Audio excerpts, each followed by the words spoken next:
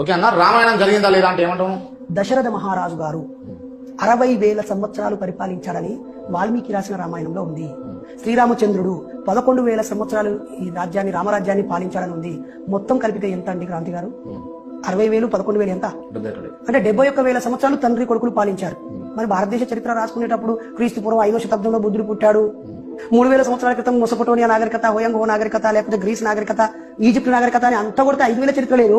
మరి 60,000 సంవత్సరాలు దశరథ మహారాజు గారు ఎలా పాలించారు? 11,000 సంవత్సరాలు శ్రీరామచంద్ర ప్రభువు ఎలా పరిపాలించాడు? మన భారతదేశానికి చరిత్ర రాసుకునేప్పుడు అకార్డింగ్ టు రామాయణం 71,000 సంవత్సరాల క్రితం ఈ దేశంలో రాజులు, రాజరికాలు, గుర్రాలు, ఆ బంగారు ఆభరణాలు, బాణాలు, విల్లములు, పుష్పక విమానాలు ఇవన్నీ ఉన్నాయని ఎందుకు చరిత్రలో రాయలేకపోయారు?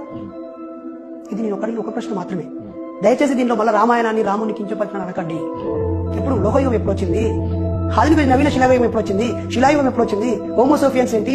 నియాండర్తల్ ఏంటి? రమాపీతికస్ ఏంటి? హోమోసోఫియోసోఫియన్స్ ఏంటి? ఇప్పుడున్న ఏరా ఏంటి? అకార్డింగ్ టు ఇండియన్ హిస్టరీ కానీ, ఓల్డ్ హిస్టరీ కానీ, జీవ పరిణామం కానీ, మానవ పరిణామం కానీ ఒక్కసారి కామన్ సెన్స్ అప్లై చేయండి సార్.